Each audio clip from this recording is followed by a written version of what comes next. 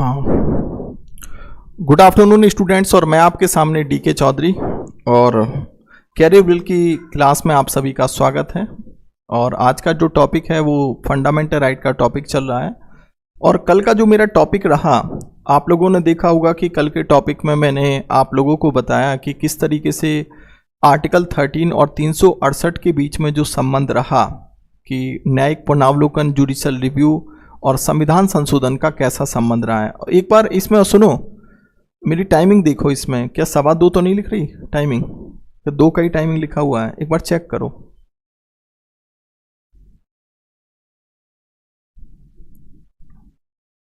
है 2 ही है ना? चलिए आ जाने दो। तो ये कौन सा है? पॉलिटी 8 का। ये पूरे ग्रुप पे चलेगी। सुनो, ऐप पर फ्री है, ये फ्री है ना?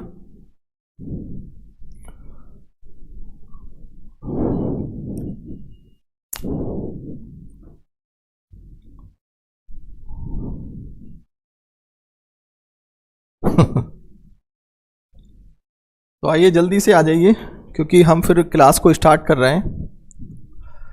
शुभम, दुर्गा, उमेश, महेश, दुर्गा, शुभम, अजय, सुनील, विकास, विवेक, राहुल, रविंदर, राजा, रजनी, उमेश, रूपा, विवेक, जन्मेश, राहुल, सीता, आप सभी को बच्चों गुड इवनिंग, यानी कि good afternoon, good afternoon, good afternoon. तो सभी बच्चे आ चुके हैं।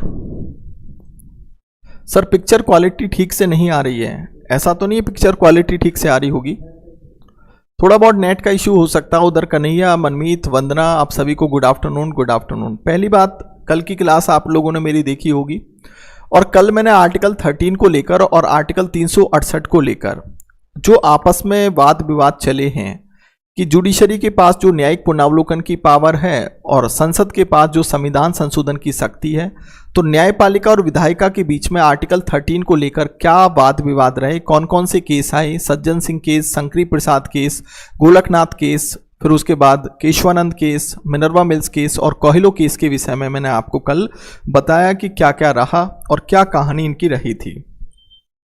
तो अब बच्चों आप लोगों का कोई क्वेश्चन हो तो आप 5 मिनट का टाइम है आप लोगों के पास, तो आप लोग जो है पूछ सकते हो। और बीच में मैं किसी क्वेश्चन का जवाब नहीं दूंगा, मैं आपको पहले ही बता दूं। 5 मिनट का टाइमिंग है, तो क्वेश्चन आप मेरे से पूछ सकते हो जो भी कहीं कोई कमी है, आप लोगों को लगा हो कि भाई यहाँ समस्या आ रही है। और फिर लास्ट के 10 या 15 मिनट जब मैं क्लास को ऑफ करूंगा तब आप क्वेश्चन कर सकते हो। राजपुत्र कह रहे हैं कि सर कल की जो क्लास जो आपने बताया था कि मेरी क्लास को शाम को दोबारा देखना, उससे बहुत ही ज़्यादा फायदा हुआ सर जी। हाँ, तो ये बात मैंने आप लोगों को बताई थी कि इस क्लास को दोबारा से फिर से देखिएगा क्योंकि ये पहली बार में समझ में नहीं आती है क्लास। और मैं तो ये कह रहा हूँ 2 बार नहीं, तीसरी बार और देखो तो वो कंसेप्ट आपको बिल्कुल क्लियर हो जाएगा। राइट, देखिए कोहिलो केस जो उमेश साहब आप पूछ रहे हो ना कि कोहिलो केस जो हुआ आया था 2007 का केस था और ये 9वीं अनुसूची को लेकर आया था। जैसे हम कहते हैं ना कि 9वीं अनुसूची में अगर आप कोई कानून डाल दो तो वहां कोर्ट इंटरफेयर नहीं करता है, तो है तो यही बात। जैसे अभी वर्तमान में आपने देखा होगा कि आरक्षण को मुद्दे को लेकर जो ये बोला जा रहा है कि इसको 9वीं अनुसूची में डाल दिया जाना चाहिए ताकि कोर्ट इसमें इंटरफेयर ना करे। लेकिन कोहिलो केस में एक बात और कह दी गई स्पष्ट कि सामान्य तौर पर न्यायालय 9वीं अनुसूची के मामले में इंटरफेयर नहीं करेगा। जो 9वीं अनुसूची में जो भी कानून डाले गए हैं जिसको हम 9th शेड्यूल कहते हैं, लेकिन अगर 24 अप्रैल 1973 के बाद, केशवानंद केस के बाद अगर कोई भी कानून 9वीं अनुसूची में डाला गया है नंबर 1, और यदि वह संविधान के मूल ढांचे को, बेसिक स्ट्रक्चर ऑफ कॉन्स्टिट्यूशन को अगर फॉलो नहीं करता है और वो 24 अप्रैल 1973 के बाद वो कानून 9वीं अनुसूची में डाला गया है, तो वो न्यायिक पुनरावलोकन के दायरे में आएगा यदि वो मूल ढांचे का उल्लंघन करता है। ठीक है, तो ये कोहिलो वाद था। लेकिन 24 अप्रैल 1973 के पहले का कोई भी कानून या वो मूल ढांचे का उल्लंघन नहीं करता और 9वीं अनुसूची में है तो वहां कोर्ट इंटरफेयर करने का अधिकार नहीं रखेगा। ठीक है, आर्टिकल 368 में बच्चे जो बिनीस आपने पूछा है कुछ नहीं है। आर्टिकल 368 संविधान संशोधन की पावर देता है, लेकिन हम ये कह सकते हैं कि संविधान संशोधन की जो पावर है, कॉन्स्टिट्यूशनल अमेंडमेंट की जो संसद की पावर है, ये अनलिमिटेड नहीं है, असीमित नहीं है, क्योंकि न्यायपालिका न्यायिक पुनरावलोकन के द्वारा, जुडिशियल रिव्यू के द्वारा उसकी संशोधन की पावर को सीमित कर देती है कि अगर वो संविधान के अकॉर्डिंग संशोधन नहीं है तो उसको रिजेक्ट करने का अधिकार न्यायपालिका के पास है। सर आपका पढ़ाने से अच्छे से समझ में आ गया, थैंक यू सर जी, आपके पढ़ाने का तरीका बहुत ही अच्छा है। सर आपका वीडियो वाला क्लासेस लिया था, उसमें कुछ टॉपिक नहीं दिया है, इसलिए आपका आज न्यू बैच ज्वाइन कर रहा हूं। अच्छा ठीक है, बहुत अच्छी बात है। साउंड इश्यू हो रहा है, ऐसी बात नहीं है। तो अगर आपके कोई फ्रेंड या दोस्त जो भी हैं लेना चाहे तो अभी क्लासेस में कुछ ज़्यादा मैंने नहीं करवाया है, ठीक है, और बहुत अच्छे से मैं क्लास कोशिश करता हूं पूरी ईमानदारी के साथ कि आपको चीज़ें समझ में आए और अच्छे से कंसेप्ट क्लियर हो, क्योंकि रट्टाफिकेशन मुझे समझ में नहीं आता और ना ही मैं रट्टाफिकेशन कभी क्लास में करवाता हूं। बस चीज़ों को, बस मेरी चीज़ों को या जो मैं बातें बोलता हूं उसको सुन लिया करो ध्यान से, आपके दिमाग में वो चीज़ अपने आप ही सेट हो जाएगी, ठीक है, कंसेप्ट अपने आप क्लियर हो जाएगा। और कभी मेरी बात को, यानी कि कोई लेक्चर मेरा सुनोगे भी ना तो बस सुनते रहो, आपको चीज़ें अपने आप क्लियर हो जाएंगी, ठीक है। 9वीं अनुसूची रेट्रोस्पेक्टिव है या फिर प्रोस्पेक्टिव? तो सीपू साहब जो है ये तो भाई कोर्ट के डिसीजन पे डिपेंड करेगा। वैसे तो ये प्रोस्पेक्टिव मानी जाएगी, लेकिन अगर हम केशवानंद केस की बात अगर हम करें तो केशवानंद केस कहता है कि भाई फिर तो इस हिसाब से रेट्रोस्पेक्टिव हुआ ये, कि अगर सपोज करो कोई कानून 1985 में 9वीं अनुसूची में डाला गया है और आज की डेट में कोर्ट उसको रिजेक्ट करने का अधिकार रखता है, क्योंकि इसलिए हम कह सकते हैं कि 9वीं अनुसूची रेट्रोस्पेक्टिव भी है, ठीक है। संजय साहब कह रहे हैं कि sir doctrine of basic structure of constitution short में एक्सप्लेन करनी है। देखिए संजय, केशवानंद केस में doctrine of basic structure of constitution दिया गया था, संविधान का मूल ढांचा। अब संविधान का मूल ढांचा जो इसकी परिभाषा ना तो हमारे संविधान में कहीं दी गई है और ना ही सुप्रीम कोर्ट ने इसकी परिभाषा को स्पष्ट किया है। सुप्रीम कोर्ट ने सिर्फ इतना कहा है कि जैसे जैसे हमारे पास कोई भी केस आएगा तो हम तय करते रहेंगे कि ये संविधान का मूल ढांचा है या नहीं है। और संविधान के अमूमन मूल ढांचे में कौन कौन आते हैं? संप्रभुता, सॉवरिन आता है, सोशलिज्म, सेकुलरिज्म, ठीक है, ये आपका democracy, republican system, freedomness, justice, equality, ठीक है, ये तमाम तरह की चीज़ें जो है बेसिक स्ट्रक्चर में आती हैं। विधि का शासन, रूल ऑफ लॉ आता है, ठीक है, या इसके अलावा जुडिशियल रिव्यू है, तो इस तरह की चीज़ें हैं। आर्टिकल 13 के बारे में थोड़ा जानकारी, तो भैया आर्टिकल 13 तो मैंने पूरा बता दिया है, मेरी पीछे की वीडियो आप देख सकते हो। सर हमारा कमांड आ रहा है, ठीक है, नोट्स, हाँ नोट्स आपको प्रोवाइड कराए जाएंगे। ये पीडीएफ नोट्स एक तरीके से होंगे, क्लास नोट्स भी आपको मिलेगा और साथ में जो है आपको प्रिंटेड नोट्स भी दे दिया जाएगा। लेकिन सबसे अच्छा फ़ायदा आपको ये है कि मेरी क्लास को सही ढंग से देखें, तो इससे बेस्ट और कुछ नहीं है। क्योंकि बच्चे देखिए नोट्स भी तभी समझ में आता है जब आप क्लास को समझते हैं, और फिर नोट्स में जो तरीका होता है वो थोड़ा सा डिफरेंट होता है। मेरी क्लास के खुद पे नोट्स आप बनाने शुरू करें तो ज़्यादा बेटर है, मैं तो यही चाहूँगा। चलिए खैर, अब हम आगे शुरू कर देते हैं बच्चे, फिर आप बाद में क्वेश्चन करना आप लोग। पहले मैं टॉपिक को करा देता हूं। देखिए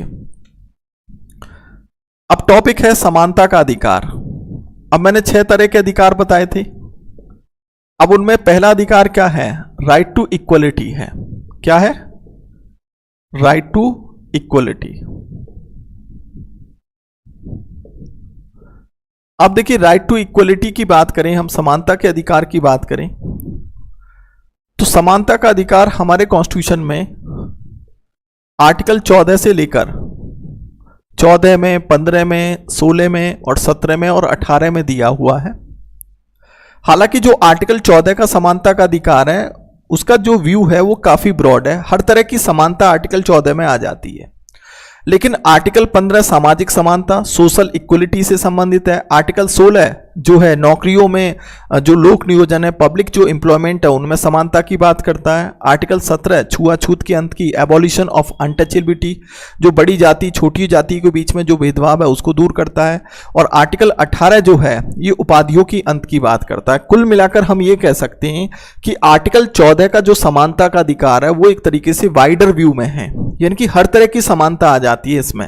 लेकिन आर्टिकल 15 स्पेशली सामाजिक समानता, सोशल इक्वलिटी की बात करता है। आर्टिकल 16 सिर्फ लोक नियोजन में अफसरों की समानता की बात करता है सरकारी नौकरियों में। और आर्टिकल 17 छोटी जाति बड़ी जातियों के बीच में जो भेदभाव होता है उसको दूर करने की बात, यानी कि उनके बीच में समानता की बात करता है। और आर्टिकल 18 उपाधियों के अंत की बात करता है। ये तो आप समझ में आ गया होगा, ठीक है। अब देखो यहां पर बच्चों एक बात और समझो। सबसे पहले हम आर्टिकल 14 की बात करते हैं। तो आर्टिकल 14 जो है दो तरह की बातें करता है। यह कहता है इक्वलिटी बिफोर लॉ,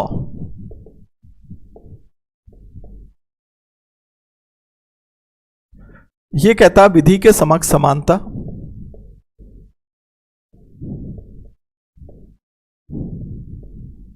ठीक है। और फिर है इक्वल प्रोटेक्शन ऑफ लॉ।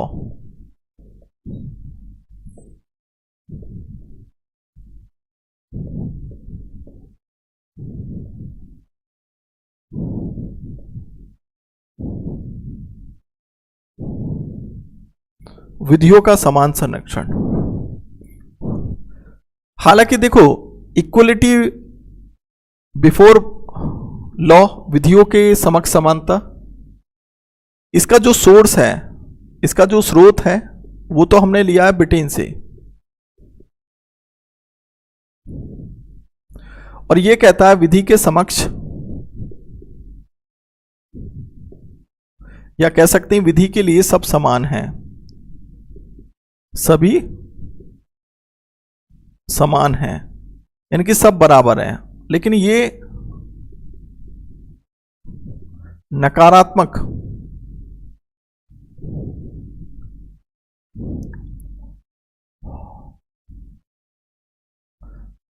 नकारात्मक व्यू को दिखाता है, यानी कि नकारात्मक विचार को शो ऑफ करता है, यानी कि हम कह सकते हैं नेगेटिव व्यू को।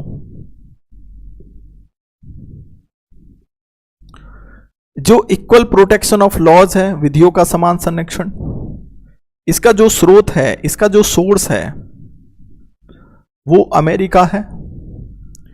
और ये कहता है कि विधि के लिए सब समान नहीं है,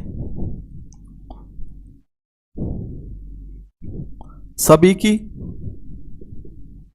सामाजिक आर्थिक स्थिति अलग अलग है।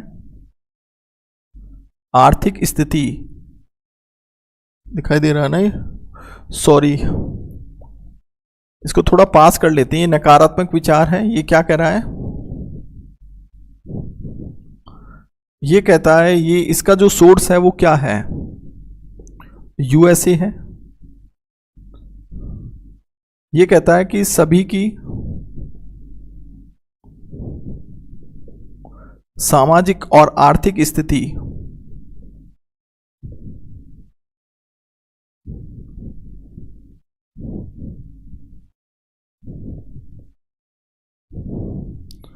अलग अलग है, यानी कि जो सभी का सोशल और इकोनॉमिक जो स्टेटस है वो डिफरेंट डिफरेंट है। इसलिए सभी समान नहीं हो सकते, इसलिए सब इक्वल नहीं हो सकते। और ये सकारात्मक विचार को दर्शाता है, सकारात्मक विचार।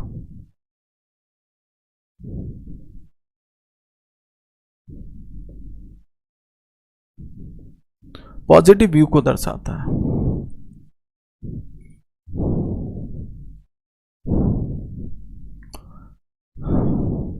विधि के लिए इसका सोर्स क्या है, स्रोत का मतलब होता है सोर्स, जिसको हम ये सोर्स हमने ब्रिटेन से लिया है। विधि के लिए सभी समान है। समान का मतलब क्या है कि विधि के लिए यानी कि all equal for law, all equal for law,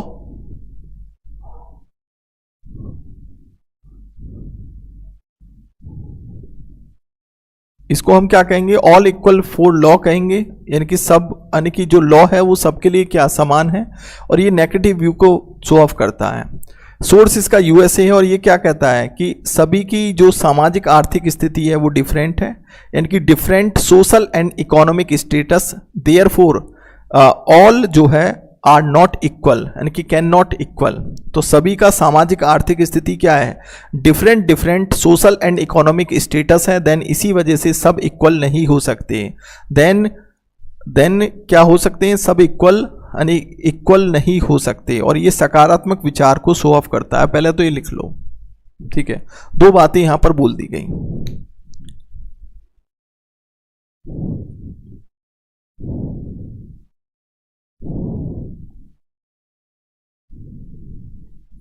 अब ये बताओ, यहां तक लिख लिया आप लोगों ने, अब इसको थोड़ा सा समझ लो क्या मैं बोलना चाहता हूं।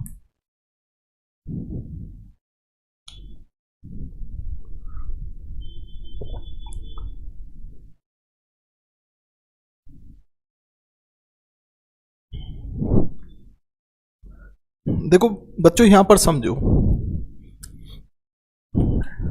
आर्टिकल 14 जो है समानता की बात करता है, और दो तरह की बातें इसमें लिखी है, इक्वलिटी बिफोर लॉ और इक्वल प्रोटेक्शन ऑफ लॉ।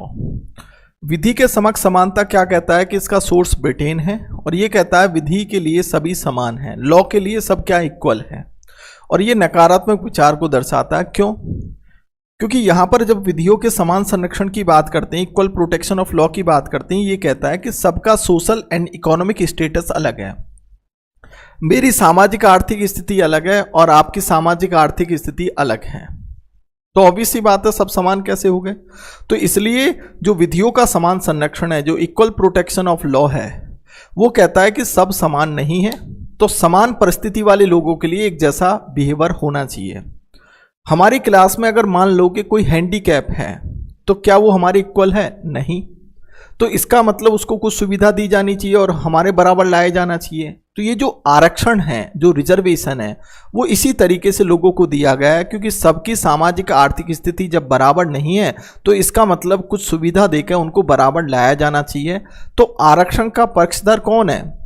विधियों का समान संरक्षण वो आरक्षण के पक्ष में है, क्योंकि जब सभी लोगों की सामाजिक आर्थिक स्थिति अलग अलग है तो इसका मतलब सब समान कैसे हो गए? तो पहले तो उनकी सामाजिक आर्थिक स्थिति को बराबर किया जाना चाहिए, समान लाया जाना चाहिए, तब हम विधि के शासन यानी कि तब हम विधि के समक्ष समानता की बात कर सकते हैं। और यही कारण है कि आरक्षण इसी वजह से दिया गया है, ताकि उनकी स्टेटस को बढ़ाया जा सके। ठीक है, देखो विभाजी इक्वलिटी बिफोर लॉ जो है नेगेटिव व्यू इसलिए है क्योंकि सब बराबर नहीं है। सबकी जब सामाजिक आर्थिक स्थिति अलग अलग है तो इसका मतलब क्या हुआ, सब बराबर कैसे हो गए? इसलिए इसको नकारात्मक विचार के रूप में देखा जाता है। और जबकि सामाजिक आर्थिक, क्योंकि ये तो एक सैद्धांतिक पक्ष को दर्शाता है, ठीक है, जबकि ये व्यवहारिक पक्ष को बता रहा है, इसलिए व्यवहारिक पक्ष को दिखा रहा है, इसलिए इसको सकारात्मक विचार के रूप में लिया जाता है, इसको नकारात्मक विचार के रूप में लिया जाता है। ठीक है, यहां तक समझ में आ गया होगा आप लोगों को। अब एक और बात, चलिए यहां तक तो क्लियर हो गई, आपकी चीजें समझ में आ गई आप लोगों को। अब यहां पर एक पॉइंट और समझो जो मैं समझाना चाहता हूं। ये जो विधि के समक्ष समानता है, ये जो मैंने बात बोली है, ये एक्चुअली में किसके अंतर्गत आता है? रूल ऑफ लॉ के अंतर्गत आता है।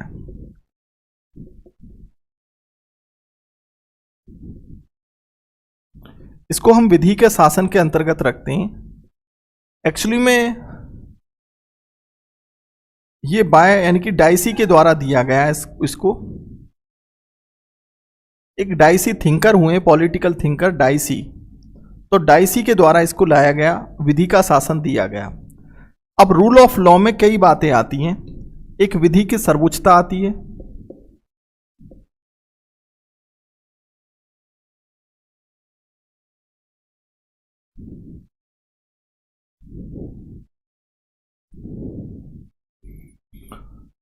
विधि के समक्ष समता,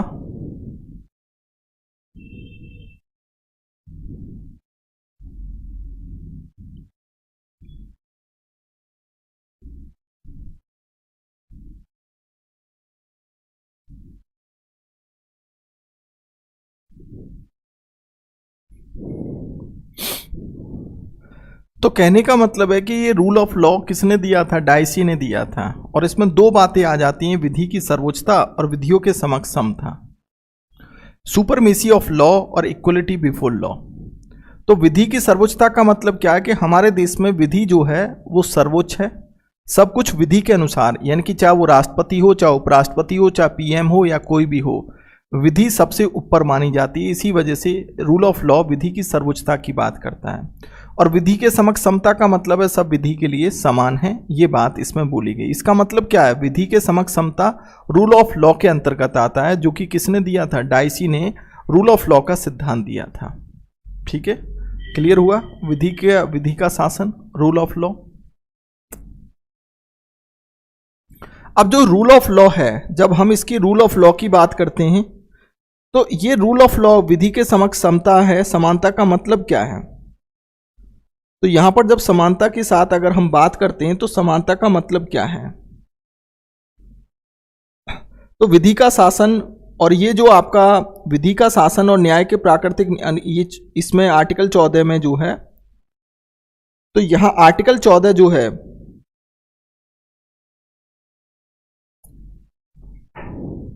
चलो पहले तो ये लिख लो। आवाज आगे पीछे हो रही है।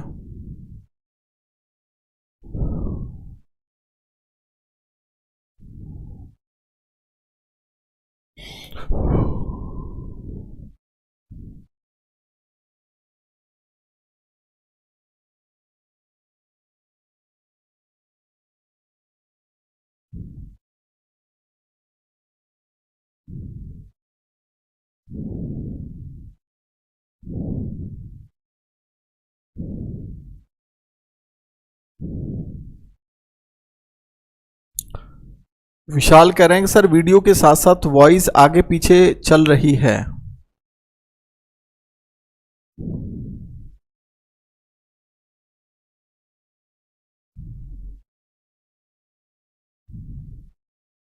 हाँ बिल्कुल, नोट्स मिल जाएंगे आप लोगों को।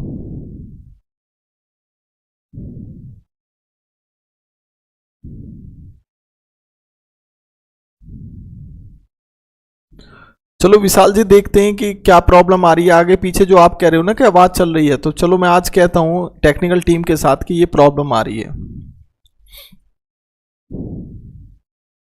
हाँ बिल्कुल पढ़ सकती हो, क्यों नहीं अंकित साहब, बिल्कुल पढ़ सकते हो।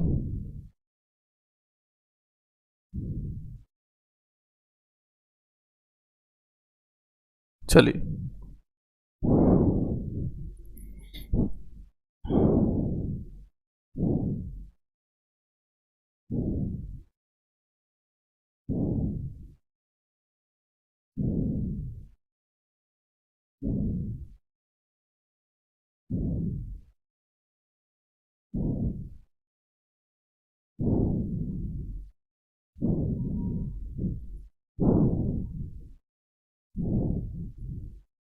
ये आप लोगों ने लिख लिया। तो अब एक बात और समझो, ये जो आर्टिकल, ये जो मैंने आप बताया है, तो इसका मतलब विधि के समक्ष समता जो है, जो इक्वलिटी बिफोर लॉ है, वो रूल ऑफ लॉ के अंतर्गत आता है। और रूल ऑफ लॉ, विधि का शासन किसने दिया? डाइसी ने दिया। और ये विधि की सर्वोच्चता और इक्वलिटी बिफोर लॉ को अपनाता है। लेकिन अब ये तो समझ में आ गया, लेकिन इसके कुछ अपवाद भी हैं। जैसे अपवाद का मतलब क्या होता है? इसका एक्सेप्शन भी है। अब एक्सेप्शन क्या है? जैसे आपने देखा होगा कि राष्ट्रपति और राज्यपाल के पास, राज्यपाल को कुछ अधिकार दिए गए हैं आर्टिकल 361 में। उन्मुक्ति के अधिकार हैं, वहां पर कुछ ऐसे संरक्षण के अधिकार हैं। इसके अलावा आपने देखा होगा कि आर्टिकल संसदीय विशेष अधिकार हैं।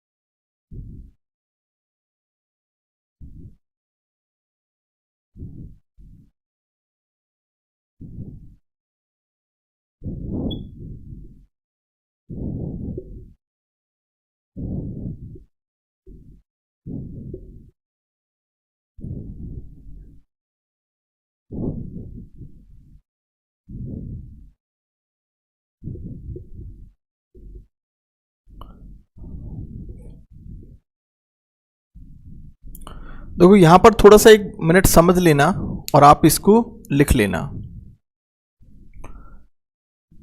यहां पर इक्वलिटी बिफोर लॉ, विधि के समक्ष जो समानता की बात मैंने की है, तो ये कहता है कि जिस सब बराबर हैं, विधि के लिए सब कौन है, बराबर हैं, और विधि को सर्वोच्च माना जाता है। ये आपने रूल ऑफ लॉ में आपने देख लिया, आपको मैंने बता दिया।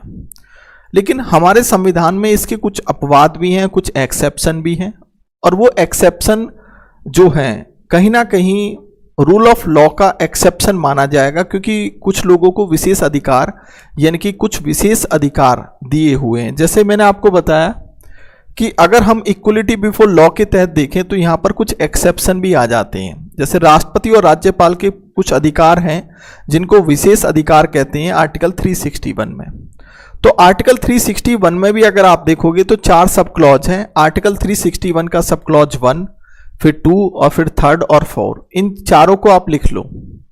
तो आर्टिकल 361 का सब क्लॉज 1 क्या कहता है, कॉपी पेंसिल उठाइए और इसको लिखो। पहला है, देखिए पहला पॉइंट क्या है, थोड़ा ध्यान से सुन लेना और इसको की पॉइंट के रूप में लिख लेना कि राष्ट्रपति और राज्यपाल को आर्टिकल 361 कुछ विशेष अधिकार देता है, संरक्षण का अधिकार कह सकते हैं इसको, कि राष्ट्रपति और राज्यपाल अपने पद के दौरान जो भी वर्क करेंगे वो अपने कार्य के लिए जिम्मेदार नहीं माने जाएंगे। यानी कि जो प्रेसिडेंट है और जो गवर्नर है उनकी जो भी कर्तव्य होंगे, जो भी ड्यूटीज होंगी, उनके लिए वो रेस्पॉन्सिबल नहीं होंगे। जो भी राष्ट्रपति और राज्यपाल अपने डेजिग्नेशन के दौरान जो भी वर्क करेगा वो उस कार्य के लिए, उस वर्क के लिए रेस्पॉन्सिबल नहीं होंगे, जिम्मेदार नहीं माने जाएंगे। ऐसा आर्टिकल 361 का सब क्लॉज 1 कहता है। ठीक है, क्लियर हो गया। अब आर्टिकल 361 का सब क्लॉज 2 क्या कहता है, वो ये कहता है कि जैसे कोई राष्ट्रपति और राज्यपाल काम कर रहे हैं अपने पद के दौरान, उनके खिलाफ कोई भी आपराधिक प्रक्रिया, क्रिमिनल प्रोसीडिंग नहीं चलाई जा सकती। क्रिमिनल प्रोसीडिंग का मतलब है कि जैसे सपोज करो कि राष्ट्रपति और राज्यपाल के खिलाफ, यानी कि राष्ट्रपति या राज्यपाल ने किसी का मर्डर कर दिया, क्या उस दौरान उनको गिरफ्तारी की जा सकती है? नहीं, पहले उनको पद से हटाया जाएगा, देन उनके खिलाफ तब क्रिमिनल प्रोसीडिंग चलाई जाएगी, तब उनके खिलाफ रूल ऑफ लॉ, विधि के समक्ष समानता काम करेगा। ठीक है, समझे कि नहीं समझे?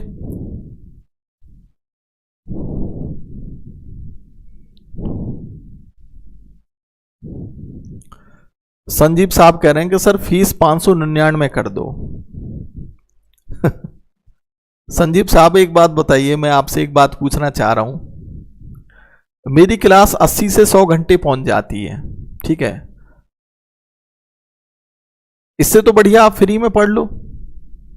599 में अगर आप लोगों को ज्यादा फीस लग रही है, ये बच्चे ये क्वालिटी मैं आपको बताऊं कि अगर 5000 भी खर्च करोगे ना तो ये क्वालिटी 5000 में भी नहीं मिलेगी आपको। मेरी ऑफलाइन की जानते हो फीस कितनी है?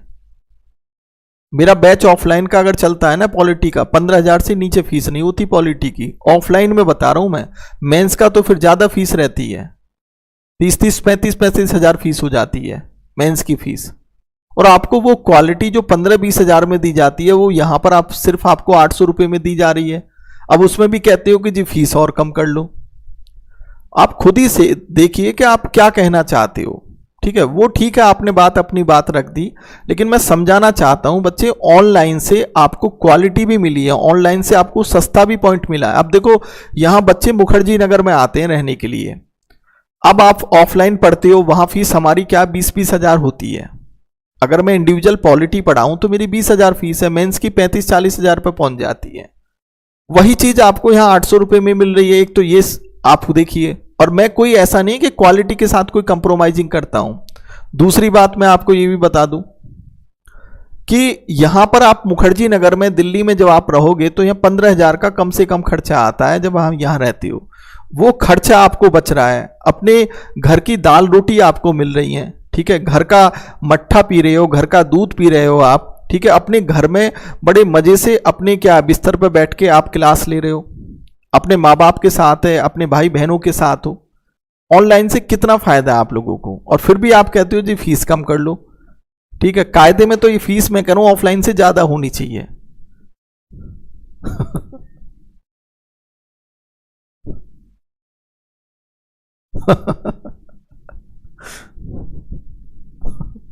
चलिए खैर,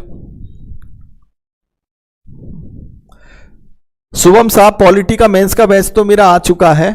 आप प्री कम मेंस का बैच आप ऐप पे देख सकते हो, जो बच्चा उसको ज्वाइन करना चाहे तो कर सकता है। प्री कम मेंस का बैच वो ऑलरेडी है, उसमें ज्यादा क्लास नहीं हुई है, 7-8 क्लास हुई है, उनको आप देख लेना। ठीक है, तो मैंने आपको आर्टिकल 361 का सब क्लॉज 1 क्या बताया है कि राष्ट्रपति और राज्यपाल अपने पद के दौरान जो भी वर्क करते हैं, जो भी कार्य करेंगे, वो उसके लिए रेस्पॉन्सिबल नहीं माने जाएंगे, उत्तरदायी नहीं माने जाएंगे। ठीक है, ऐसा आर्टिकल 361 का सब क्लॉज 1 कहता है। नंबर 2 क्या बोला जाता है कि उनके खिलाफ कोई भी आपराधिक प्रक्रिया पद के दौरान नहीं चलाई जा सकती। मान लीजिए कि भाई राष्ट्रपति ने किसी का मर्डर कर दिया, तो ये क्रिमिनल प्रोसीडिंग का मामला बनेगा, तो क्या उसको अरेस्ट कर लिया जाएगा? राष्ट्रपति को तुरंत नहीं किया जा सकता, पहले उन्हें उनके पद से हटाया जाएगा, देन उसके बाद उनके खिलाफ क्रिमिनल प्रोसीडिंग चलाई जाएगी, आपराधिक प्रक्रिया चलेगी। तो यहां पर कहीं ना कहीं उसको विशेष अधिकार मिल गया। इसके बाद आर्टिकल अगर 361 के सब क्लॉज 3 को देखें तो हमारे इंडिया का कोई भी कोर्ट, चाहे हाई कोर्ट है, चाहे सुप्रीम कोर्ट है या डिस्ट्रिक्ट कोर्ट, उनके खिलाफ अरेस्ट वारंट जारी नहीं कर सकता जब तक अपने पद पर वो रहते हैं। यानी कि हमारे इंडिया का कोई भी कोर्ट उनके खिलाफ अरेस्ट वारंट जारी नहीं कर सकता राष्ट्रपति और राज्यपाल के खिलाफ जब तक वो अपने पद पर काम करते हैं। चौथा पॉइंट, सिविल प्रोसीडिंग, सिविल प्रक्रिया की बात की गई है। कई बार क्वेश्चन आता है क्या राष्ट्रपति और राज्यपाल के खिलाफ क्या सिविल प्रक्रिया चलाई जा सकती है? तो यस, आपराधिक प्रक्रिया नहीं चलाई जा सकती, क्रिमिनल प्रोसीडिंग नहीं चलाया जा सकता, लेकिन सिविल प्रोसीडिंग चलाया जा सकता है। ऐसा आर्टिकल 361 के सब क्लॉज 4 में बोला गया है।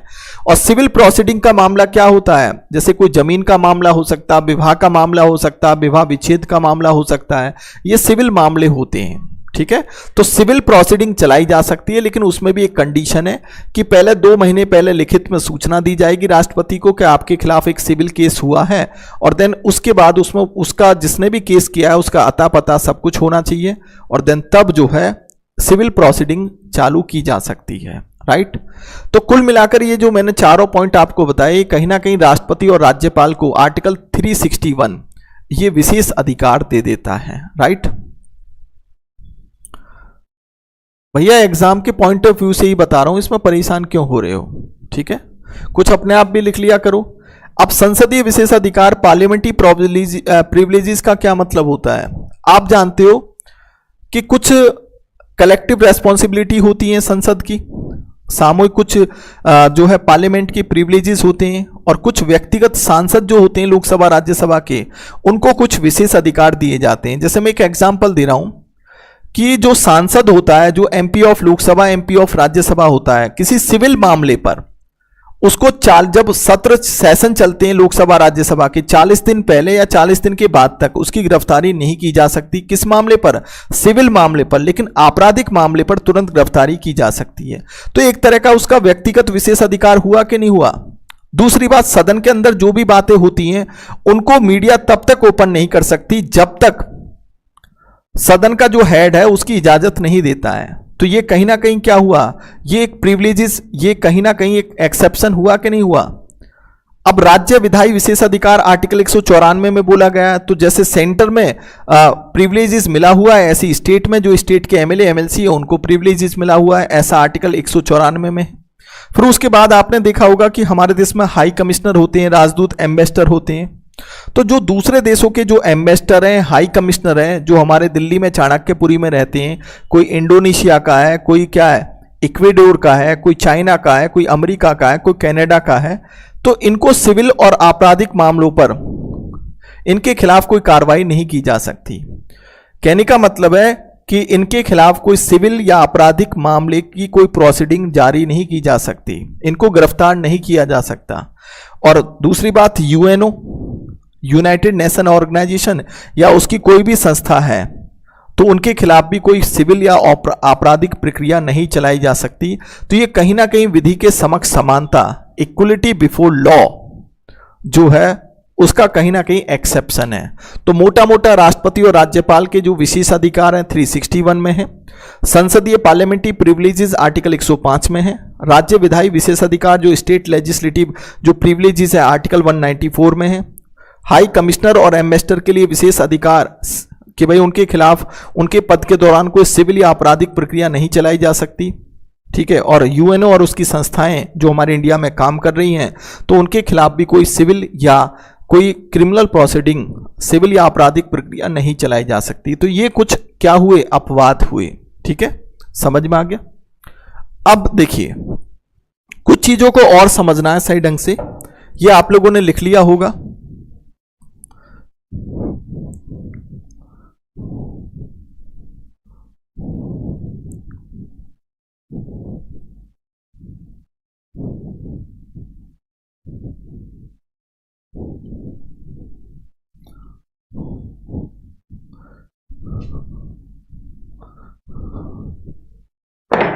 यहां पर बच्चों आर्टिकल 14 में, चलो ये चीजें तो आपको समझ में आ गई। तो आर्टिकल 14 में एक बात तो आपको समझ में आ गई कि आर्टिकल 14 जो है वो ये कहता है, एक तो विधि के शासन की बात करता है,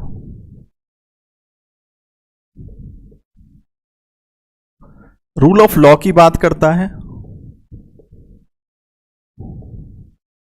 किसकी बात करता है, रूल ऑफ लॉ की, यानी कि विधि के शासन की बात करता है। और इसके अलावा न्याय के प्राकृतिक यानी कि विधि के शासन की,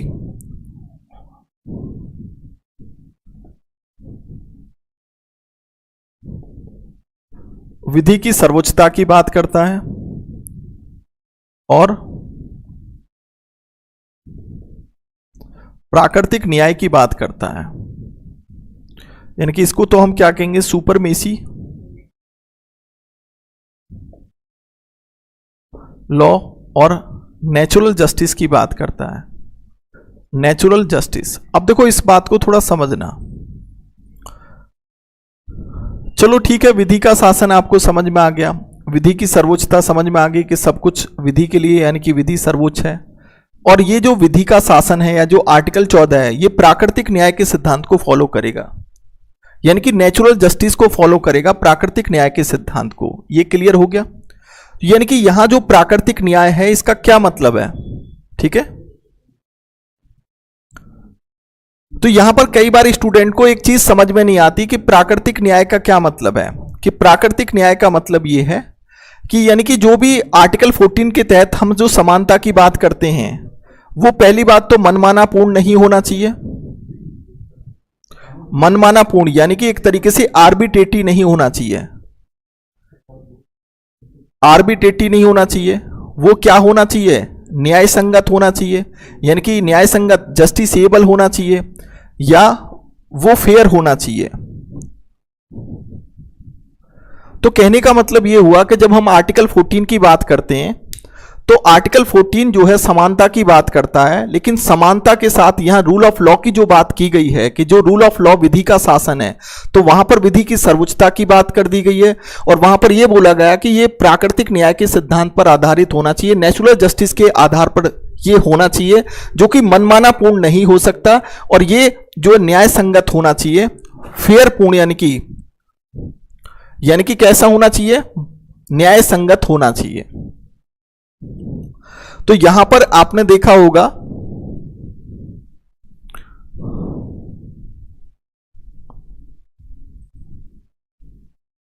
चलो देखो, अब मैं आपको थोड़ा सा मैं तेजी के साथ बता रहा हूं, 1 मिनट आप समझ लो कुछ चीजें। थोड़ा पहले के मुकाबले देखो, अब थोड़ा कंफ्यूज मत होना, मैं बता देता हूं। जैसे आपसे क्वेश्चन ये पूछा जाए कि जो विधि का शासन है, जो आर्टिकल 14 है, क्या ये मनमाना पूर्ण हो सकता है? तो आप कहोगे कि नहीं हो सकता। क्या ये प्राकृतिक न्याय के सिद्धांत को अपनाता है? तो यस। क्या ये न्याय संगत होना चाहिए? तो यस, ये न्याय संगत होना चाहिए, फेयर होना चाहिए, निष्पक्ष होना चाहिए। क्या होना चाहिए? निष्पक्ष होना चाहिए। तो कुल मिलाकर आप ये कह सकते हो कि आर्टिकल 14 में जो समानता की बात की गई है, वो आर्टिकल 14 रूल ऑफ लॉ को अपनाता है, प्राकृतिक नियम के सिद्धांत को अपनाता है। और प्राकृतिक न्याय का मतलब यह है कि वो मनमाना पूर्ण नहीं हो सकता, वो न्याय संगत होना चाहिए, और वो कैसा होना चाहिए? निष्पक्ष, यानी कि फेयर होना चाहिए। बस इतना समझो, यहां तक समझ में आ गया। नेचुरल जस्टिस का मतलब ये होता है कि कोई भी कानून अगर संसद बनाती है तो वो मनमाना पूर्ण नहीं हो सकता। जैसे आपने देखा होगा कि सुप्रीम कोर्ट जो प्राकृतिक नियमों के सिद्धांत पर काम करता है। जैसे मान लो कोई आतंकवादी घटना हुई और किसी को गिरफ्तार कर लिया गया कि भाई वो फलाना फलाना व्यक्ति आतंकवादी है, तो क्या हमारे देश में आतंकवादी को सीधा सीधा शूट एंड साइड कर दिया जाता? नहीं। ऐसे हमारे देश में कई केस हैं। आपने देखा होगा निर्भया केस के मामले पर आपने देखा होगा कि सबको पता था कि भाई ये गैंग रेप हुआ था। निर्भया जो दिल्ली का 2012 का केस था कि गलत हुआ, इनको फांसी पे लटका देना चाहिए, लेकिन सुप्रीम कोर्ट ने फिर भी उनको जो चांस है उनके पास अपने आप को बचाने के जो अधिकार हैं वो सारे के सारे अधिकार दिए, और उनकी 3-3 बार फांसी की सजा को जो है क्या है, फांसी की सजा को जो है उनको पलट दिया गया, और जब मार्च 2020 में आके उनकी फांसी की सजा उनको दी गई। तो कहने का मतलब है कि बेशक कोई व्यक्ति अपराधी है, लेकिन उस अपराधी को भी पूरा मौका मिलना चाहिए, अपना पक्ष रखने का पूरा अधिकार है। यह प्राकृतिक न्याय के सिद्धांत को ही तो फॉलो करता है। यानी कि प्राकृतिक न्याय का सिद्धांत, नेचुरल जस्टिस का सिद्धांत यह कहता है कि कोई भी चीज मनमाना पूर्ण नहीं हो सकती, वो हमेशा न्याय संगत होनी चाहिए, वो हमेशा फेयर होनी चाहिए, यानी कि एक तरीके से हम कह सकते हैं कि वो निष्पक्ष होनी चाहिए। यही प्राकृतिक न्याय का सिद्धांत होता है। खुद अपने ही केस में कोई भी जज नहीं बन सकता, ठीक है। ये प्राकृतिक न्याय का सिद्धांत है। क्लियर हो गया? समझ में आ गया होगा। अच्छा, अब यहां पर एक पॉइंट और समझाना है, बस इतना समझ लो कि आर्टिकल 14 विधि के शासन की बात करता है, विधि की सर्वोच्चता की बात करता है। ये प्राकृतिक न्याय के सिद्धांत को फॉलो करता है, जो कि कोई भी कानून समानता के लिए मनमाना पूर्ण नहीं हो सकता, न्याय संगत, और वो फेयर होना चाहिए, निष्पक्ष होना चाहिए। ठीक है। तो आर्टिकल 14 में हमने किसकी बात की? समानता की बात की। किसकी बात की? समानता की बात की। राइट। हमने किसकी बात की? इक्वलिटी की बात की। लेकिन अब एक और बात आ जाती है, क्या किसी वर्ग का वर्गीकरण, क्लासिफिकेशन हो सकता है? जब ये समानता की बात करता है, इसका मतलब समानता यही तो कहता है कि किसी को क्लासिफिकेशन के आधार पर नहीं बांटा जा सकता। लेकिन आर्टिकल 14 सकारात्मक विभेद की भी बात करता है। आर्टिकल 15 सकारात्मक विभेद यानी कि पॉजिटिव डिफरेंस की भी बात करता है। किसकी बात करता है? Positive difference. अब ये पॉजिटिव डिफरेंस क्या है, इसको ध्यान, यानी कि पॉजिटिव डिफरेंस का मतलब है किसी का वर्गीकरण किया जा सकता है, क्लासिफिकेशन किया जा सकता है, लेकिन वो क्लासिफिकेशन कैसा होना चाहिए? वो क्लासिफिकेशन कैसा होना चाहिए? पहली बात तो वो मनमाना पूर्ण नहीं होना चाहिए, मनमाना पूर्ण ना हो, यानी कि आर्बिट्रेटरी नहीं होना चाहिए। यानी कि आर्बिट्रेटरी नहीं होना चाहिए, यानी कि नॉट आर्बिट्रेटरी होना चाहिए।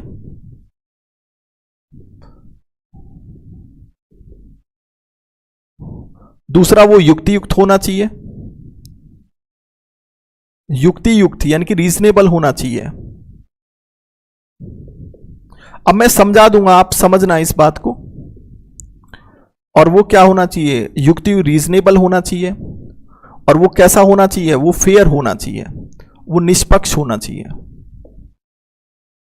ठीक है, अब इस बात को थोड़ा समझो, ये बड़ा इंपॉर्टेंट पॉइंट है, इसको समझना है।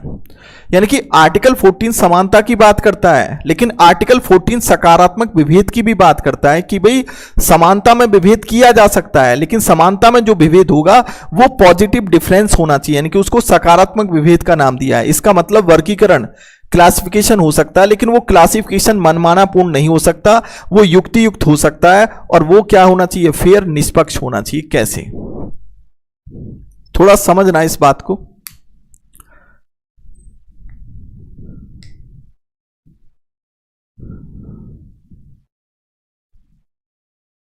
अब देखिए, सुनिए एक मिनट। आपने देखा होगा कि नागरिकता संशोधन कानून 2019 आया। आर्टिकल 14 को लेकर जो है विपक्ष और पक्ष के बीच में जो है, विपक्ष ने कहा कि आर्टिकल 14 का ही उल्लंघन करता है, जबकि रूलिंग पार्टी ने कहा कि नागरिकता संशोधन कानून जो है ये आर्टिकल 14 का उल्लंघन नहीं करता। अब उसमें आपने देखा होगा कि जो नागरिकता संशोधन कानून 2019 आया, सिटीजनशिप जो अमेंडमेंट एक्ट 2019 है, उसमें एक बात बोली गई कि 3 देश हैं, पाकिस्तान, अफगानिस्तान और बांग्लादेश। इन 3 देशों में मुसलमानों को छोड़कर अन्य जो 6 धर्मों के लोगों को भारत में राष्ट्रीयकरण के आधार पर, नेचुरलाइजेशन के आधार पर उनको नागरिकता दे दी जाएगी, जो 31 दिसंबर 2014 तक जो भारत में आ चुके हैं शरणार्थी के रूप में। ठीक है, यही तो बोला गया उस कानून में।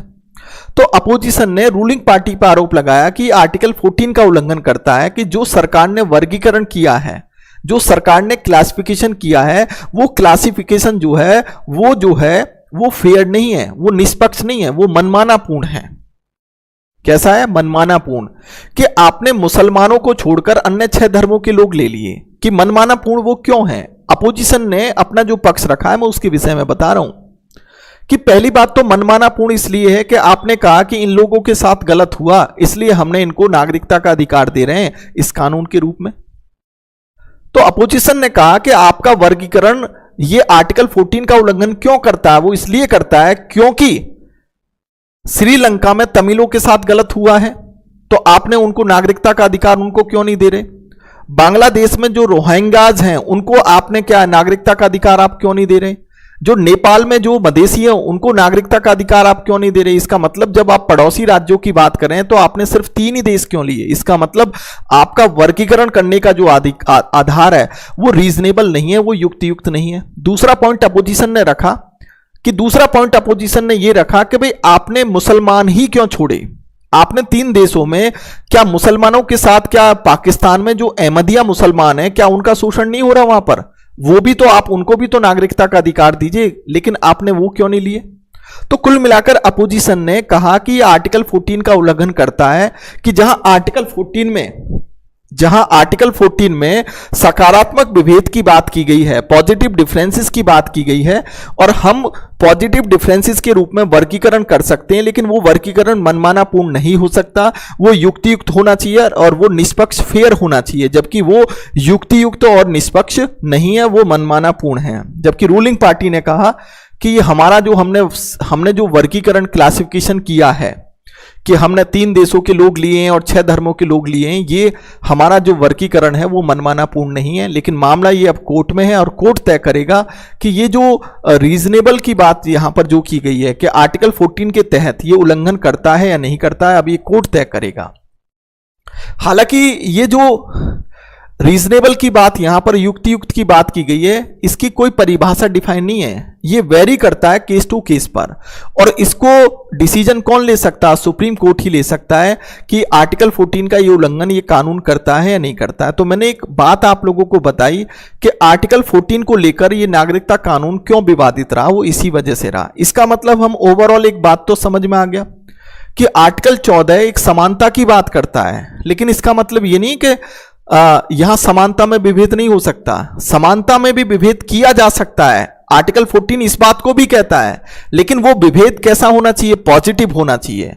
कि जब हम कोई वर्गीकरण करेंगे तो वो वर्गीकरण कैसा होना चाहिए? वो क्लासिफिकेशन मनमानापूर्ण नहीं हो सकता, वो फेयर होना चाहिए, वो रीजनेबल होना चाहिए, वो इंटेलिजिबल यानी कि बहुत गम्य होना चाहिए। ऐसा सुप्रीम कोर्ट ने अपने कई केसों में कहा है। अब एक और बात जो आपको सुनना है जैसे एक एग्जाम्पल और मैं बताता हूं, जब हमारा आर्टिकल 14 समानता की बात करता है तो एक इनकम टैक्स का हम एग्जाम्पल लेते हैं। इसका मतलब आपने देखा होगा कि जिसकी जैसी कमाई होती है उसको ऐसा ही क्या है इनकम टैक्स देना होता है। ये तो मोटी मोटी बात आप जानते हो। तो इसका मतलब ये तो आर्टिकल 14 का उल्लंघन हो गया भाई। जब हमारा आर्टिकल 14 विधि के समक्ष समानता की बात करता है कि सब विधि के लिए समान है, तो फिर इसका मतलब क्या है, इनकम टैक्स सबके लिए बराबर होना चाहिए, चाहे वो अंबानी हो, चाहे अडानी हो, चाहे डी के चौधरी हो या आप हो। लेकिन ये भी तो गलत है, क्योंकि ये समानता जो रीजनेबल तो नहीं हुई। इसका मतलब हमारा आर्टिकल 14 जो है समानता में भी विभेद की बात करता है, लेकिन वो समानता में जो विभेद होगा, जो डिफरेंसेस होगा, वो रीजनेबल होना चाहिए। कैसे? आपने देखा होगा कि जिसकी जैसी कमाई होती है वैसे ही तो इनकम टैक्स वो व्यक्ति देता है। अगर उसमें एक लेयर होती है कि भाई जिसकी ज्यादा कमाई है उसको क्या है 20-30% से ज्यादा इनकम टैक्स देना होगा अपनी कमाई का, उसकी कम कमाई है 20% और 10%, और कुछ लोगों के लिए स्लैब खाली रहती है कि उनको कोई इनकम टैक्स देना नहीं है। तो इसका मतलब यहां हमने समानता में विभेद किया, लेकिन वो कैसा विभेद है, रीजनेबल है, क्योंकि भाई जैसी कमाई होगी उस हिसाब से आपको इनकम टैक्स देना होगा। तो इसका मतलब यह हुआ कि बेशक हमारा आर्टिकल 14 समानता की बात करता है, लेकिन समानता में भी वर्गीकरण किया जा सकता है, जिसको हम सकारात्मक विभेद कहते हैं, जिसको हम पॉजिटिव डिफरेंसेस कहते हैं। लेकिन वो पॉजिटिव डिफरेंसेस कैसा होना चाहिए, रीजनेबल होना चाहिए, इंटेलिजिबल होना चाहिए, फेयर होना चाहिए, और वो मनमानापूर्ण आर्बिट्रेटरी नहीं होना चाहिए। आई थिंक समझ में आ गया आप लोगों को।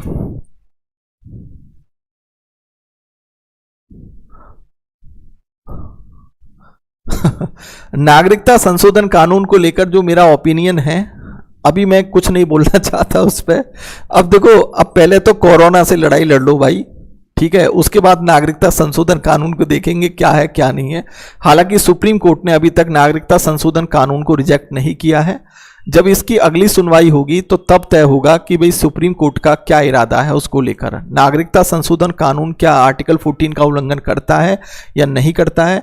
मैंने तो एक पक्ष और विपक्ष दोनों के आर्ग्यूमेंट दे दिए कि आर्टिकल 14 को लेकर ये जो है ये पिटीशन क्यों डाली गई थी नागरिकता संशोधन कानून को लेकर। ठीक है,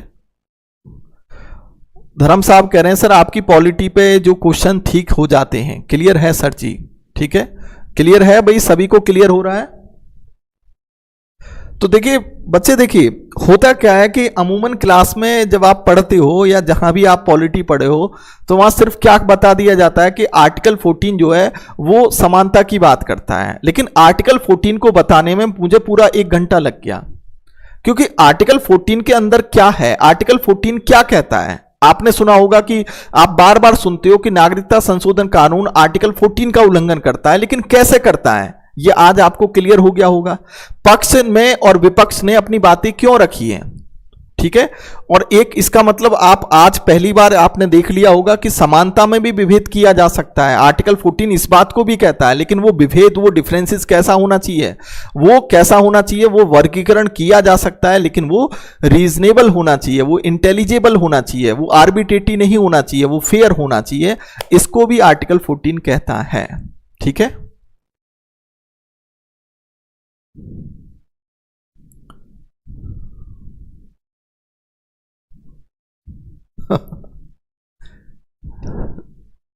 अरे भैया जो मैं लिखवा रहा हूं ना यहां पर, इनको साथ के साथ लिख लिया करो जो यहां पर, इससे ही समझ में आ जाएगा आप लोगों को। क्योंकि देखिए हम हर बात जो बोलते हैं उसको नहीं लिखवा सकते, क्योंकि हमारी कहीं ना कहीं फिर स्पीड घट जाएगी। समझ रहे हो ना, इमला की तरह नहीं लिखा जा सकता। बस ये है कि आप की पॉइंट में लिख लिया करो, वो सबसे बेटर है। हालांकि नोट्स आपको दे दिया जाएगा, लेकिन नोट्स का मतलब ये नहीं है कि आपको हर चीज जो है वो समझाई जाएगी उसमें। लेकिन जो मैं यहां व्हाइट बोर्ड पे लिखता हूं ना, उसको आप कम से कम लिखो, इससे ही आपको चीजें समझ में आ जाएंगी। ठीक है, क्लियर हो गया? चलिए, तो आई थिंक आर्टिकल 14 आपको समझ में आ गया होगा। और ये बौद्ध गम्यता की बात जो बोली गई है, ये किसमें कही गई है मैं आपको बता दूं कि जो काड़ी रैनिंग बनाम स्टेट ऑफ महाराष्ट्र,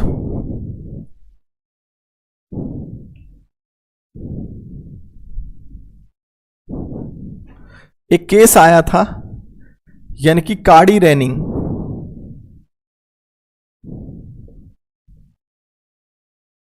केस आया था, उसमें ये युक्ति युक्त और फेयर की बात की गई थी। खैर इसको याद करने की जरूरत नहीं है, जब मेंस का आंसर लिखोगे तो उसमें थोड़ा आप लिख सकते हो। कार्डी रैनिंग केस आया था, ठीक है, युक्ति युक्त और फेयर की बात इसमें की गई थी। खैर चलो, आर्टिकल 14 बच्चों समझ में आ गया खूब अच्छे से, क्लियर है। अब देखो यहां पर एक बात और समझो,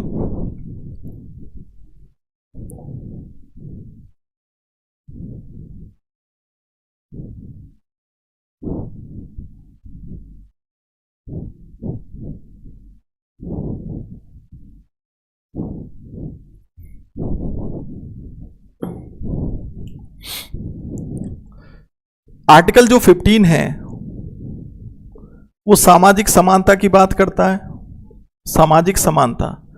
लेकिन इसका मतलब ये नहीं कि ये जो सोशल इक्वलिटी की बात करता है, लेकिन सोशल इक्वलिटी में भी आप देखोगे तो इसमें भी हम कितने आर्टिकल पढ़ेंगे। आर्टिकल 15 का सब क्लॉज 1, आर्टिकल 15 का सब क्लॉज 2, आर्टिकल 15 का सब क्लॉज 3 और आर्टिकल 15 का सब क्लॉज 4 और आर्टिकल 15 का सब क्लॉज 5 और आर्टिकल 15 का सब क्लॉज 6 क्या कहता है, ठीक है। ये हम इन सब के विषय में पढ़ेंगे। आर्टिकल 16 क्या कहता है, लोक नियोजन में अवसरों की समानता, यानी कि equality of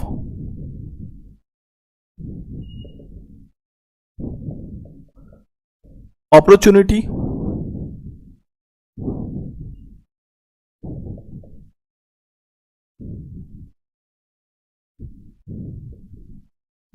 public employment.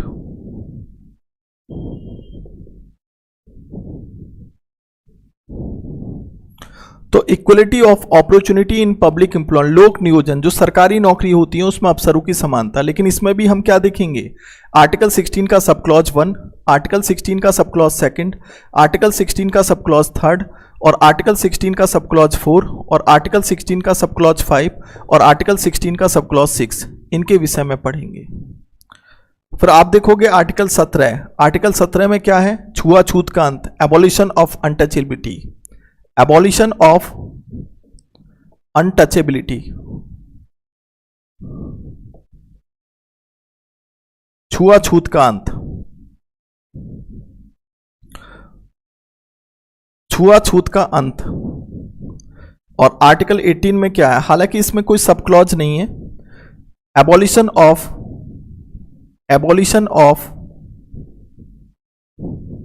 Titles, मतलब ये हम इसको क्या बोलेंगे, एबॉलिशन ऑफ टाइटल्स मतलब उपाधियों का अंत। लेकिन उपाधियों के अंत में कई तरह के सब क्लॉज हैं। तो इसमें अगर आप देखोगे तो आर्टिकल 18 का सब क्लॉज 1, 18 का सब क्लॉज 2, 18 का सब क्लॉज 3 और 18 का सब क्लॉज 4, तो इन सब के विषय में। तो इसका मतलब आर्टिकल 15 के सब क्लॉज 1 क्या कहता है, 2 क्या कहता है, 3 क्या कहता है, 4 क्या कहता है, 5 क्या, 6 क्या, तो इनके अंदर ये चीज भी देखेंगे। और मैं आपको बता दूं कि आर्टिकल 15 और आर्टिकल 16 का संबंध आरक्षण के साथ है, रिजर्वेशन के साथ है। और आजकल रिजर्वेशन का मुद्दा बड़ा सुर्खियों में है। अभी आपने देखा होगा रिजर्वेशन के मामले पर अभी 3 महीने पहले सुप्रीम कोर्ट ने उत्तराखंड के केस को लेकर एक डिसीजन दिया कि उत्तराखंड सरकार ने वहां सरकारी नौकरियों में जो SC ST को जो प्रमोशन होता है SC ST का, उसमें आरक्षण नहीं दिया। तो ये मामला सुप्रीम कोर्ट में आया। तो सुप्रीम कोर्ट ने कहा कि भाई ये जो आरक्षण है ये राज्यों का स्वयं विवेकाधीन शक्ति है। अगर SC ST को रिजर्व यानी कि प्रमोशन में, पदोन्नति में राज्य सरकार आरक्षण देना चाहे तो दे सकती है, आरक्षण ना देना चाहे तो ना दे, ये उसकी मर्जी है, क्योंकि आरक्षण अपने आप में कोई मौलिक अधिकार नहीं है। ठीक है, ऐसा सुप्रीम कोर्ट ने कहा था। अभी 3 महीने पहले ये डिसीजन सुप्रीम कोर्ट का आया। हालांकि आज की डेट में रिजर्वेशन को लेकर जो सबसे बड़ा मुद्दा जो बना हुआ है, जो कि विवादित है, वो मुद्दा ये है कि क्या SC ST में क्रीमी लेयर व्यवस्था होनी चाहिए। जैसे आपने देखा होगा कि OBC में क्रीमी लेयर व्यवस्था है कि भाई OBC में एक वर्ग तो ऐसा है जो अन्य पिछड़ा वर्ग में जो है, OBC में एक वर्ग तो ऐसा जिसको क्या है, रिजर्वेशन नहीं मिलता, एक वर्ग ऐसा जिसको रिजर्वेशन मिलता है। तो इसको कहते हैं क्रीमी लेयर व्यवस्था, कि भाई एक वार्षिक इनकम जो सरकार तय करती है, कि जैसे मान लो कि 8 लाख रुपए है, जिनकी इनकम 8 लाख रुपए से ऊपर है वो क्रीमी लेयर में क्या आते हैं और उनको आरक्षण नहीं मिलेगा, और 8 लाख से कम इनकम है उनकी, तो वो क्रीमी लेयर व्यवस्था में नहीं आएंगे और देन उनको आरक्षण मिलेगा। ऐसी बात ये आ रही है कि एससी एसटी में कोई क्रीमी लेयर व्यवस्था नहीं है, तो क्या एससी एसटी में क्रीमी लेयर व्यवस्था होनी चाहिए? आप लोगों का क्या रुझान है? और ये आज की डेट में विवादित मुद्दा है। आने वाले टाइम में आप देख लेना सुप्रीम कोर्ट, मैं पहले से ही आपको क्या प्रिडिक्शन बता रहा हूं, पहले से ही मैं आपको, क्योंकि सुप्रीम कोर्ट जिस हिसाब से आरक्षण को लेकर चल रहा है ना, तो इससे ये लगता है कि आने वाले टाइम में आप 1-2 साल के अंदर देखोगे कि अब तो कोरोना का मामला चल दिया, तो इसलिए अब क्या है, इस तरह के स्टेटमेंट नहीं आ रहे। लेकिन आप देखना जैसे ही कोरोना खत्म होगा तो सुप्रीम कोर्ट का विद इन 6 मंथ के अंदर एक ऐसा डिसीजन आएगा जिसमें यह बोला जाएगा कि भाई एससी एसटी में भी क्रीमी लेयर व्यवस्था होनी चाहिए, क्योंकि कहीं ना कहीं सरकार इसके पक्ष में भी है। ठीक है, हालांकि अभी तक नहीं है, लेकिन मे भी मुझे लगता है, मेरा इंडिविजुअल विचार है कि ऐसा शायद हो सकता है कि सुप्रीम कोर्ट ऐसा डिसीजन दे। तो आप लोगों की क्या राय है? क्या आरक्षण में, क्या एससी एसटी में क्रीमी लेयर व्यवस्था होनी चाहिए?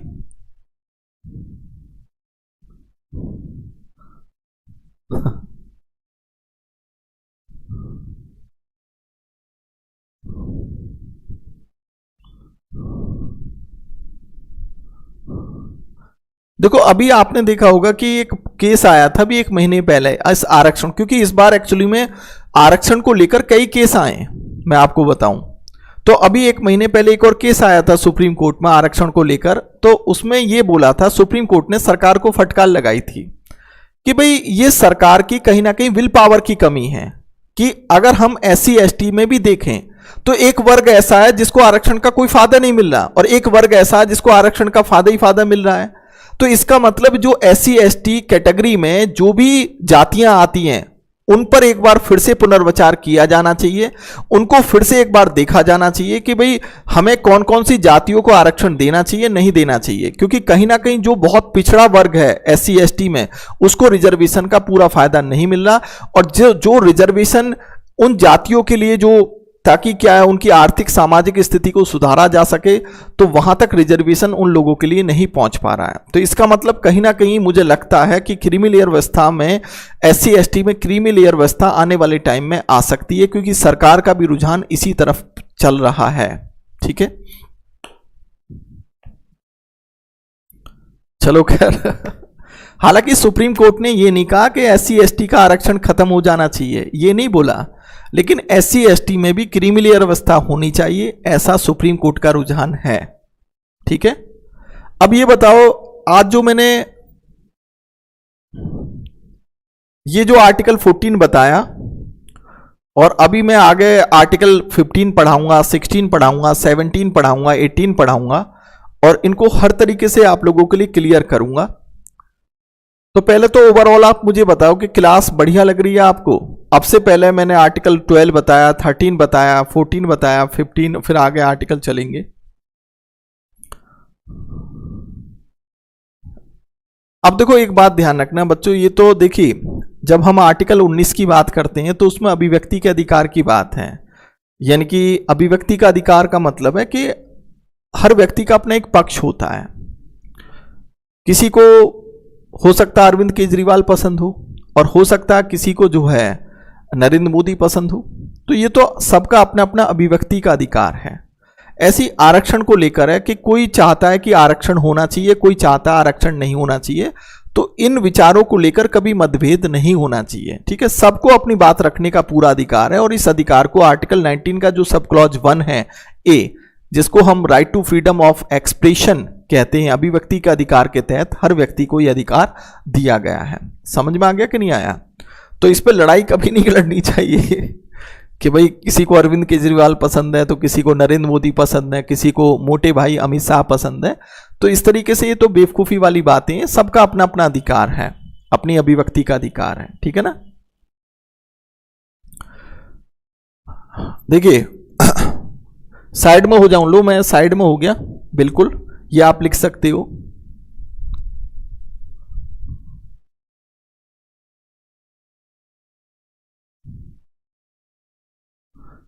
विकास भाई अगर भूल जाते हो ना तो कुछ पीडीएफ वगैरह नोट्स आपको दिए जाएंगे, ऐसी बात नहीं है कि नोट्स नहीं दिए जाएंगे, लेकिन आप जो यहाँ व्हाइट बोर्ड पे लिखवाया जाता है उन चीज़ों को लिखिए, ठीक है। और मैं आपको बता दूं कि मेरा ये जो बैच है लगभग 3 महीने का टाइम लेगा। मैं आपसे पहले भी बता चुका हूं कि पहले मैं 2 महीने में बैच को ख़त्म किया करता था, लेकिन अब मैंने बैच की अवधि बढ़ा दी है क्योंकि मैं चाहता हूं कि आपको अच्छी और क्वालिटी मिले, राइट। तो पहले जो है 2 महीने का पीरियड होता था, 1.5 से 2 महीने का मेरी क्लास का, लेकिन अब मैंने ये पीरियड 3 महीने कर दिया है ताकि मैं और अच्छी आप लोगों को क्वालिटी दे सकूं, राइट, ठीक है। देखिए एग्जामिनेशन में रटना सबसे बड़ी बात नहीं होती, आप लोग रटते हो हर चीज को, रटो मत, बस ओनली समझने की कोशिश करो। जितना ज्यादा समझोगे आपके माइंड का विस्तार उतना ही अच्छा होगा, आप हर बात को अपनी समझ के साथ फिर रख सकते हो। यही मेरा पढ़ाने का तरीका है कि आपका कंसेप्ट क्लियर होना चाहिए, ठीक है, ताकि चीजों को आप जो अच्छे ढंग से एक होलिस्टिक वे में देख सकें, राइट।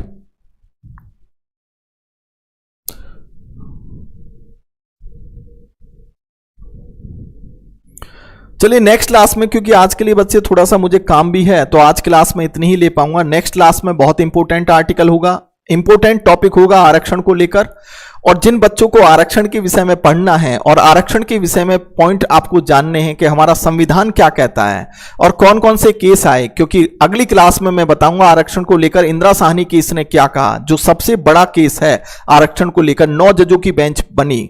नागराजन केस ने क्या कहा, जनरल सिंह केस ने क्या कहा था इस विषय पर, यानी कि सुप्रीम कोर्ट के बड़े बड़े जजमेंट हैं। क्योंकि जब हम आरक्षण की बात करते हैं तो इन तीनों केसों को पढ़ा जाना जरूरी होता है। हमें पता होना चाहिए कि नागराजन केस में सुप्रीम कोर्ट ने क्या कहा था, हमें मालूम होना चाहिए जनरल सिंह केस ने क्या कहा था, और हमें पता होना चाहिए कि इंदिरा साहनी केस में सुप्रीम कोर्ट ने अपना क्या पक्ष रखा था, ठीक है। देखो मनमीत जो कह रहे हैं negative view point in the equality before law, negative point का मतलब सिर्फ इतना है कि जैसे विधि के समक्ष समानता की जो बात कही गई थी कि विधि के समक्ष समानता, जिसका मतलब है सब लॉ के लिए बराबर है, लेकिन उसके अगले पॉइंट में मैंने ये भी तो कह दिया कि सब बराबर कैसे हैं भाई, सबका तो सामाजिक आर्थिक स्थिति अलग अलग है, social and equal, social and उनका सोशल और इकोनॉमिक स्टेटस तो सबका अलग अलग है, तो सब बराबर कैसे हो गए। कोई बहुत ज्यादा गरीब है, आरक्षण क्यों दिया गया कि भाई किसी की सामाजिक स्थिति बहुत खराब है तो उसका मतलब रिजर्वेशन देकर उसको बराबर लाया जाना चाहिए। भाई रिजर्वेशन का कंसेप्ट तभी तो आया, रिजर्वेशन गलत नहीं है, लेकिन रिजर्वेशन जिस चीज के लिए लाया गया तो वो रिजर्वेशन जो है उसका फायदा भी तो मिलना चाहिए, राइट। तो कहने का मतलब है इसको नकारात्मक भाव में इक्वलिटी बिफोर लॉ को इसी वजह से देखा जाता है कि जो ये कहता है सब बराबर है, जबकि व्यवहारिकता में सब बराबर थोड़ी है, क्योंकि सबका सामाजिक और आर्थिक स्थिति सबकी अलग अलग है, देन इसलिए हम कहते हैं कि ये बराबर नहीं है, ठीक है। राहुल साहब कह रहे हैं सर मेरा कमेंट आप लोग नहीं लेते हो, ले तो रहा हूं भाई देखो आर्टिकल 14 भैया ऐसा अंकित साहब, इसको दोबारा से पढ़ना, ठीक है। और मेरी क्लास में आपसे फिर भी मैं बार बार कह रहा हूं कि जो पहली बार पॉलिटी पढ़ रहे हैं वो क्लास को दोबारा जरूर देखें, क्योंकि उनको कंसेप्ट तभी समझ में आएगा। आर्टिकल 14 सिर्फ इतना नहीं है कि वो विधि के समक्ष समानता की बात करता है, आर्टिकल 14 इससे आगे भी तो है और संपूर्ण वे में बताने का प्रयास किया है, क्योंकि यहां चीजें रटवाना नहीं होता, यहां समझाना होता है।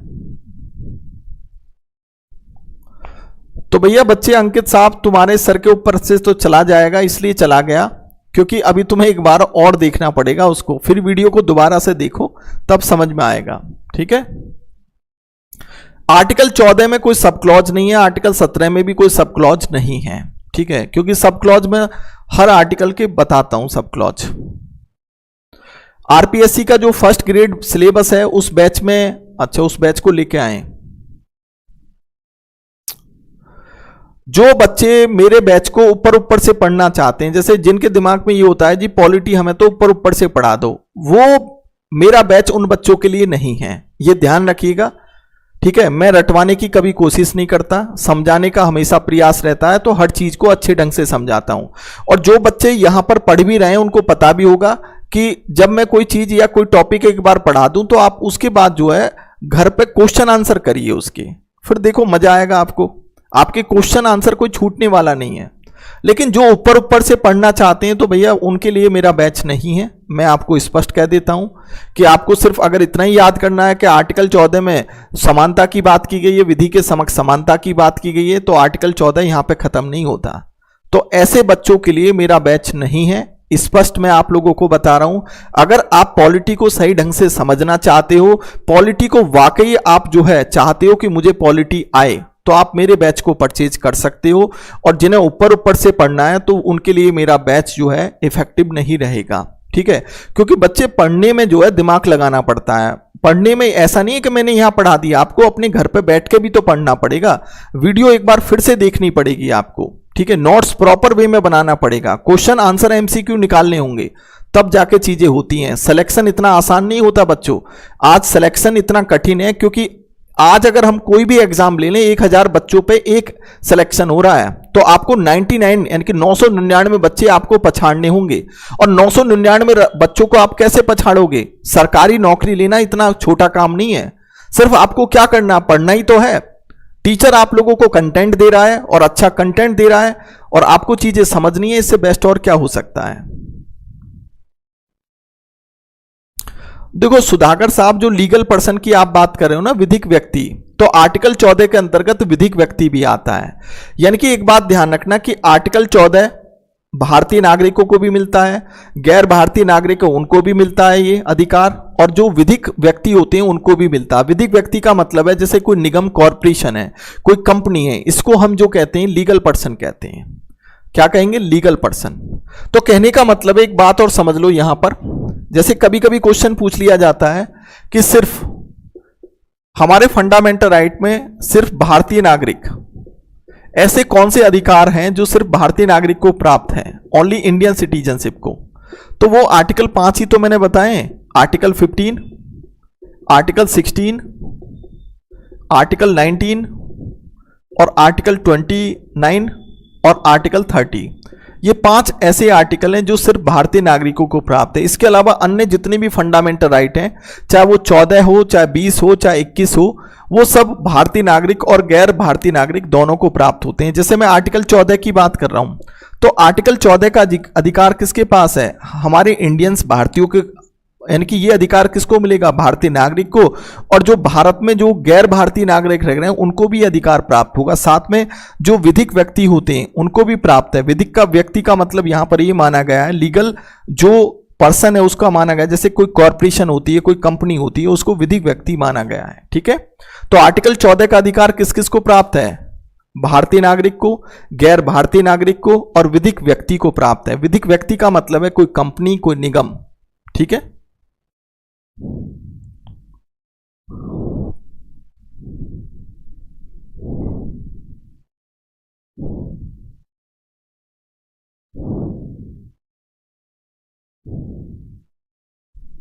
चलिए फिर नेक्स्ट क्लास में मिलते हैं आपसे इसी जोश और जुनून के साथ, राइट।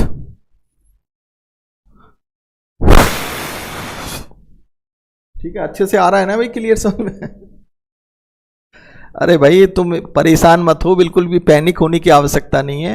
अरे मजे से पढ़ो, अभी लॉकडाउन चल रहा है, ये समझो। लॉकडाउन मतलब कहने का मतलब है कि अभी जैसे यूपीएससी की डेट, आईएएस की डेट 4 अक्टूबर कर दी गई है। मुझे नहीं लगता कि 4 अक्टूबर को पेपर होगा, जो मेरा मानना है, क्योंकि डेट अभी आगे और बढ़ेगी। ईपीएफओ का एग्जाम जो यूपीएससी लेता है, इसकी डेट तो अभी कोई कंफर्म ही नहीं है। पहले 4 अक्टूबर को पेपर होना था, अब इसकी डेट हटा दी गई है। तो मुझे लगता है ईपीएफओ का एग्जाम शायद हो सकता है दिसंबर में जाए। और रही आईएएस का जो 4 अक्टूबर को प्रीलिम्स एग्जामिनेशन होना है, ये एग्जामिनेशन नहीं होगा, क्योंकि आप देख रहे हो कोरोना संकट कितना आ चुका है। दिल्ली में इतनी बुरी स्थिति खराब है, यानी कि ओवरऑल अगर दिल्ली में मान लो कि कोरोना संकट बहुत तेजी के साथ बढ़ा और ये दिसंबर तक भी खत्म नहीं हो रहा, मान लीजिए, तो कोई भी एग्जामिनेशन जो है दिसंबर से पहले नहीं हो सकता, क्योंकि सीधा मामला कोर्ट में जाएगा। अगर कोई दिल्ली का व्यक्ति यूपी में कोई फॉर्म भरता है और वो कोरोना की वजह से अगर एग्जाम देने में सक्षम नहीं है, तो इसका मतलब कोर्ट में याचिका डाल सकता है वो। तो कहीं ना कहीं या तो पूरे देश का माहौल एक जैसा होना चाहिए, ठीक है, और नहीं तो ये कहीं ना कहीं मामला फिर कोर्ट में फंसेगा कि भाई मैं पेपर देने से क्यों वंचित हुआ, क्योंकि ये कोरोना संकट की वजह से हुआ। और देन वो कोर्ट में मामला जाएगा और कोर्ट कहीं ना कहीं कैंसिल करेगा। तो यानी कि पहले हर पूरे देश में स्थिति एक जैसी जब तक नहीं हो जाती है, तब तक एग्जामिनेशन कराने, किसी भी एग्जामिनेशन की, कोई ऐसे एग्जाम जो पूरे देश में फॉर्म फिलअप किए जाते हैं उस एग्जाम के लिए, तो तब तक नहीं कराया जा सकता। राइट?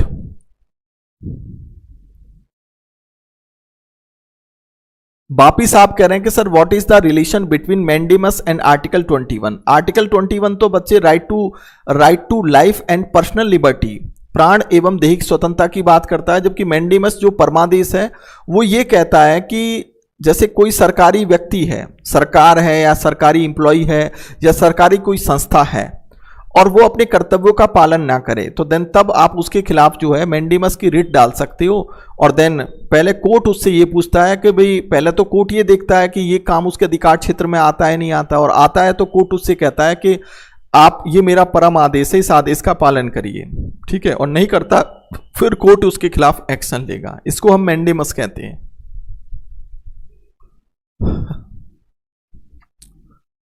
अंकित साहब कह रहे हैं सर राष्ट्रपति की गाड़ी में नंबर प्लेट नहीं होती। भाई ये मैंने तो देखा नहीं है कि राष्ट्रपति की गाड़ी में नंबर प्लेट होती है नहीं होती है, ठीक है। हालांकि राष्ट्रपति देश का प्रथम व्यक्ति माना जाता है, प्रथम नागरिक माना जाता है, लेकिन उसकी गाड़ी में नंबर प्लेट होती है या नहीं होती है, ये भाई मुझे हकीकत में मुझे नॉलेज नहीं है, ठीक है। अब पता नहीं ऐसे ऊट पटांग के क्वेश्चन क्यों लेके आते हो आप लोग, ठीक है।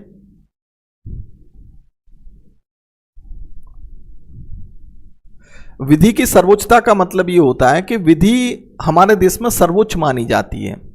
राष्ट्रपति हो या राज्यपाल हो या पीएम हो या कोई भी हो, विधि सबके लिए सर्वोच्च है, विधि से ऊपर नहीं माना गया कोई भी। ये विधि की सर्वोच्चता कहलाती है। विधि के समक्ष समानता का मतलब ये होता है कि सबके लिए लॉ समान है, ये विधि के समक्ष समानता होता है, ठीक है।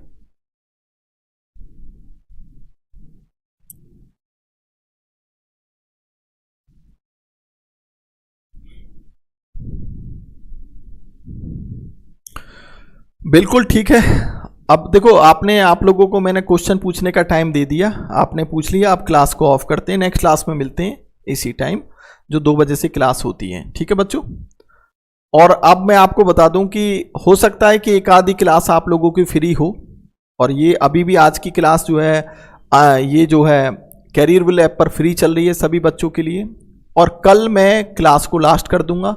उसके बाद आप लोगों के लिए कोई फ्री क्लास नहीं होगी, और फिर आपका जो है कंटिन्यूस थोड़ा सा और मैं हल्की सी स्पीड बढ़ा दूंगा और चीज़ें आपकी कंटिन्यूस चलती जाएंगी। तो जिनको भी एडमिशन लेना है इस बैच में तो वो ले सकते हैं, ठीक है।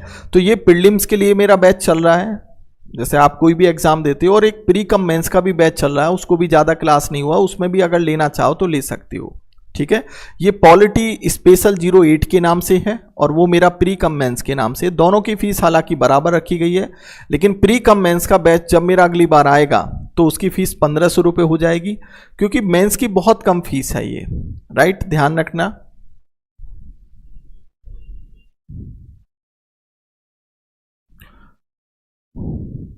चलिए खैर, नेक्स्ट क्लास में मिलते हैं। जय हिंद, थैंक्स टू ऑल।